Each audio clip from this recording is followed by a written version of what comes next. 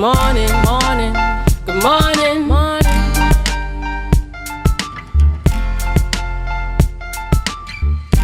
And we are back here on Youth Wednesdays on Tobago Updates here at Port Mall, Scarborough. We continue on with our very exciting program. We welcome to studio this morning Mrs. Jamila Nichols, Education Director and Women's Ministries Director for the Tobago Conference of Seventh-day Adventists. Good morning to you, Mrs. Nichols. Good morning, Miss Nancis. Well, you see that Miss Nichols is smiling a lot. She is my past principal as well. Yes. So this will be a very interesting conversation this morning. Right, so Ms. Nichols, they know a lot about me, so they want to know about who we have on this morning. So tell us a little bit about yourself. Okay, good morning, Tobago, and all those who are viewing. Who is Miss Nichols? I would start by saying humble youth from Trinidad, Penal to be exact. Grew up as a humble child, single mother, took me through school, primary school, secondary school, and I'm here today. I must say that I'm a woman. I've become a woman who I allowed God to lead, So I would like to say Miss Nichols is somebody who just allowed God to lead her life. That is true. I think I would attest to that as well, you being my past principal. Miss Nichols introduced herself as a humble youth. I know her as my principal, the disciplinarian. When I was there, she was very strict, So what does International Women's Day mean to you?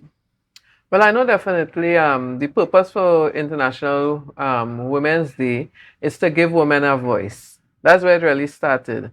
And I say to persons, in Tobago, women have a lot of opportunities. Women do a lot of stuff. But we have to understand what international means. It's not just Tobago. A lot of women don't have the privileges that we have, don't have the ability to go to school, don't have a voice, the mutilation of the genitals. There are so many things happening across the world. And so even if we are not deprived as much as others are, internationally there are women who are deprived. So it's an opportunity for us to share what women are going through and give women an opportunity to see that there is a way that they can rise. So I know your story personally. You've said it to us many times in encouragement in Girls' Day and stuff at Harmon, right? But they want to know as well what your story is. It wasn't an easy one. So what was your hardest battle in that story? Okay. Well, for me, there are persons who have the opportunity of their parents paying for them to go to school, to upgrade themselves, etc. As I indicated, my mother was the one that took 5 of us through. She struggled. She definitely struggled. But my grandmother recognized that I had some great ability. So she took responsibility for carrying me through school, buying books, buying uniform, etc. Another great woman, your grandmother. Yes, man. She's dead now, but I really look forward to seeing her again when Jesus comes. And I went through high school. I went through the A-levels and all of that. I was called to leadership at an early age because I was the head prefect at the school that I attended, Faisalabad Composite School. And early in my years, I started teaching. So from A-levels, I got a call very early to teach, and hence the reason for me moving to Tobago. I did not have any degree at that point in time, but I'm saying to you, although my mother could not spend for me to be educated, I had to work my way through. And every single degree that I did, my bachelor's, my master's, and now my doctorate, I was the one that had to provide for myself. Of course, now with my beautiful husband, right? But I would say even with that whole experience, it is important for us not to feel that because we did not have a very good start or we were not born with gold spoons, that you cannot elevate. You can elevate. You can work your way up. And that is what I did. When you mentioned the prefect part, I remember when Harmon was doing the interviews for being a prefect. And honestly, I was not going to sign up. Okay. And Miss Nichols shouted at me from the front office to go and sign up. So I want to thank you so much for your input in my educational leadership in my journey, right? So as a past educator, what would you say are some of the rewards of furthering your education? Because you mentioned that you went from A levels right up to your master's. Mhm. So what would you say were the rewards that you gained from that elevation? Well, while education or academic studies, formal school, some persons may say that it's not necessary for persons to make the dollar and stuff. That might have its truths. But I believe when you are educating yourself and giving yourself access to knowledge, it widens your opinions, it broadens your horizon, you learn a lot more, you're able to speak better. Persons who are not able to read, for example, there are limitations there. And so I think education opens your avenues. It allows you to see the opportunities that are out there. It allows you to speak to me more sensibly, Yes. and it opened doors because, generally, I'm a math teacher. Mhm.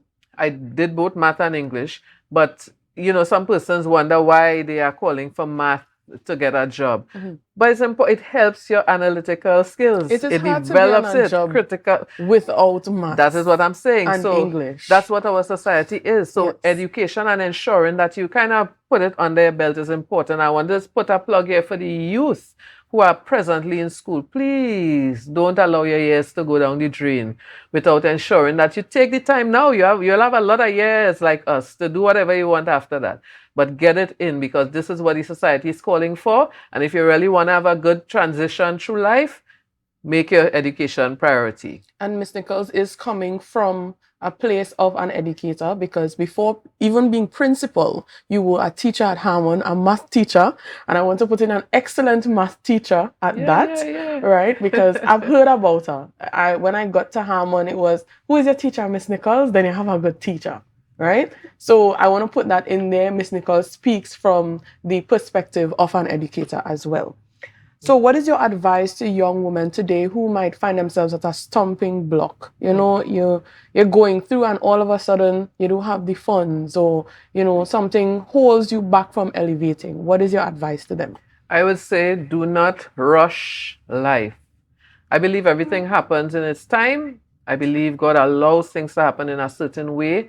Sometimes things that you find or you call a stumbling block is for you to learn patience. And I didn't have everything, the timing that I wanted. For example, I'm doing my doctoral program, and I started the Congratulations. program. Yes, Thank you. yes. I'm nearly finished. I started the program some years before. Sickness got in the way. Finance sometimes got in the way. But I did not stop and throw my hands up. One of the things that I ensured I didn't do also is the person that I started with, I did not ensure or make it a problem if I found myself not able to finish with them. My journey is nobody's journey. My journey is mine. So I want to say to the women who may meet stumbling blocks, look up. That is what has been my stay. Talking to God, asking Him His direction, asking Him to open doors. And I'm telling you, all doors have been opened to me because I have put my trust there. And so don't allow yourself to be caught up with, I needed this now. No, everything happens for a purpose, and God does all things well. Thank you, Miss Nichols. So a lot of teachers are having difficulties, that I would say, in my personal opinion, appealing to the youths, young men included, not just all young women, because you see the rise in violence in the high schools today. So what advice do you have as an educator to educator? The teachers that are there, what advice do you have to them in appealing to the students? What do they do? What's their first step? How do they get through to the students who are violent, coming out of violent homes as well? I would start by saying, love your student. Mhm. And I'm not saying it from what a book told me. I'm saying it from what I recognize worked. Love your student. Many of the students who are given challenges, if you look at their background, you recognize that they have issues. Right. Sometimes fatherlessness, motherlessness, nobody cares, whatever the case may be. And meeting a teacher who shows interest. I've had a lot of students come to Harmon School who came as repeaters, who failed all their subjects. Right. And So they they came started into from math class, scratch. failed math. Mm-hmm. And then they found that the motivation was there and they started driving and left with all their subjects. What was the difference? Love your student. A student must know that there is somebody who really concerned about them. I mean, I have a concern for very large schools with very large classes because it takes a toll on a teacher to have to pay attention to all. But at least a teacher must choose a couple of them because not all students are in need. But at least a teacher must choose these students to work with. Yes. Work them through. We are really the parents of the students at the school. And if we are only concerned about academics, then we miss the mark. Because beyond the academics, all the different issues, sexual abuse, etc., that is happening, how could they focus? If we don't pay attention to more than the academics of the students' lives. So we get to know the students. Yes. We get to love them. Visit the home, call the parent, pray with the student, bring something for the student. It makes a difference. And again, I saw Miss Nichols do this as a principal at Harmon. My life. Yes. I remember there was a time, Harmon School, we finished at 12:30 on a Friday. And the students, they take the opportunity to go and find idle things for their idle hands. So Miss Nichols took it upon herself to drive around Scarborough and look for her students and ensure to remind them that they need to be home, that they should not get in trouble. Important. And that is one of the things that I really did appreciate. Even if I wasn't one of the students who was in town, I never gave trouble, right, Miss Nichols? No, never. Never, right? I still appreciated what she did because I saw a lot of my friends, they went down that road as well, and you were there to guide them along the way, right? So last but not least, Miss Nichols, what is your final appeal to youths who are going through their educational journey and now seeing you at this point? What is your advice to them in terms of pushing forward? I would say do not be hard on yourself. And I'm really serious about that. I had to learn that. Do not be hard on yourself. Sometimes you cannot make it. Sometimes things might be difficult at a particular point in time. It is okay to take a break and to rise and go again. The journey, your journey, as I mentioned before, is not everyone else's journey. But keep behind your mind persistence. This is my desire. This is my dream. Keep your dream ever before you. And push towards that dream. And doors will open to make that dream happen. And of course, ensure that that dream is God's will. Because sometimes we push towards something that is really not what God sees for us. Yes. So ensure that you understand your purpose. Ensure that you understand what God requires for you. And everything that you need, all the resources that you need for that, God will put in place. Thank you so much, Miss Nichols. Thank you, viewers, for listening on to Miss Nichols this morning. Miss Nichols, we thank you for being on Youth Wednesdays, Tobago Updates, and also in celebration of International Women's Week leading up to International Women's Day. Thank you. We continue on with an exciting venture into the food industry with Miss Kenia Johnson. She has lots of eats to introduce to you all today. So we encourage you all to share the live, share the live, share the live.